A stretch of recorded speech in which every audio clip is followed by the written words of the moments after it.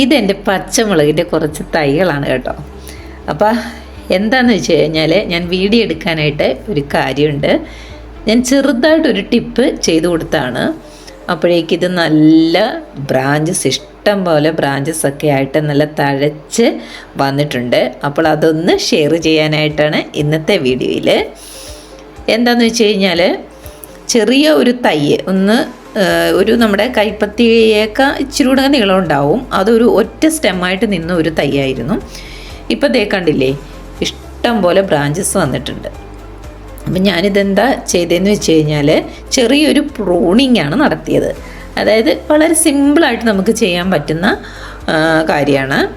അപ്പോൾ ഇത് തൈയായിരുന്നപ്പോൾ ഇതിപ്പം ബ്രാഞ്ചസ് വന്നതാണ് ഞാൻ ഈ കാണിക്കുന്നത്. അപ്പോൾ വീഡിയോ എടുക്കാൻ പറ്റിയില്ല. അപ്പോൾ ഇപ്പം അത് ഷെയർ ചെയ്യാമെന്ന് വിചാരിച്ചു. അപ്പോൾ ഒരു സ്റ്റെമ്മായിട്ട് നിൽക്കുമ്പോൾ തന്നെ നമ്മൾ അതിൻ്റെ കിളിർപ്പ് ഒന്ന് ചെറുതായിട്ടൊന്ന് നുള്ളിക്കളഞ്ഞാൽ മാത്രം മതി. ഇഷ്ടം പോലെ ബ്രാഞ്ചസ് അവിടെ നിന്ന് ഇവിടുന്ന് ഒക്കെ വരും.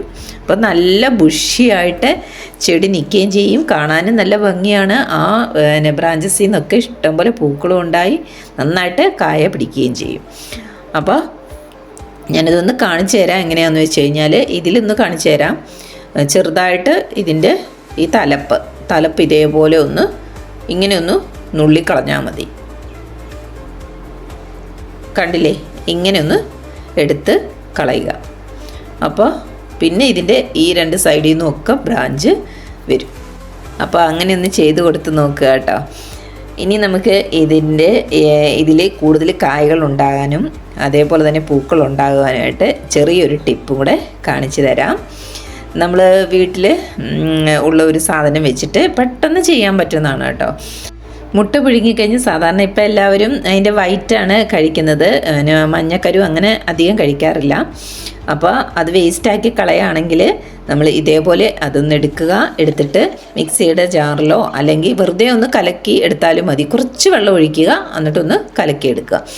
മിക്സിയുടെ ജാറിൽ ചെയ്യണമെന്നില്ല, വെറുതെ ഇങ്ങനെ മഗ്ഗിൽ ഒന്ന് കലക്കിയാൽ പെട്ടെന്ന് അങ്ങ് കലക്കിയെടുക്കാൻ പറ്റുന്നതാണ്. ഇതിലേക്ക് ഒരു 1/4 ടീസ്പൂൺ അളവിൽ മഞ്ഞൾപ്പൊടിയും കൂടി ചേർത്ത് കൊടുക്കുന്നുണ്ട്. അപ്പോൾ മുട്ട ആയതുകൊണ്ട് ചിലപ്പോൾ ഉറുമ്പൊക്കെ വരാനൊരു ചാൻസ് ഉണ്ട്. അപ്പോൾ അത് വരാതിരിക്കാൻ വേണ്ടിയിട്ട് കുറച്ച് മഞ്ഞൾപ്പൊടി ചേർത്ത് കൊടുക്കാം. നമ്മൾ എത്രത്തോളം ആണോ വെള്ളം എടുത്തത് ആ അളവിൽ കഞ്ഞിവെള്ളവും കൂടെ ചേർത്ത് കൊടുക്കണം. അപ്പോൾ കഞ്ഞിവെള്ളം പുളിപ്പിച്ചതും എടുക്കാം, പുളിപ്പിക്കാത്തത് വേണമെങ്കിലും എടുക്കാവുന്നതാണ്. ഞാനിപ്പോൾ ഒരു ദിവസം പുളിപ്പിച്ച കഞ്ഞിവെള്ളമാണ് ചേർത്ത് കൊടുത്തിരിക്കുന്നത്.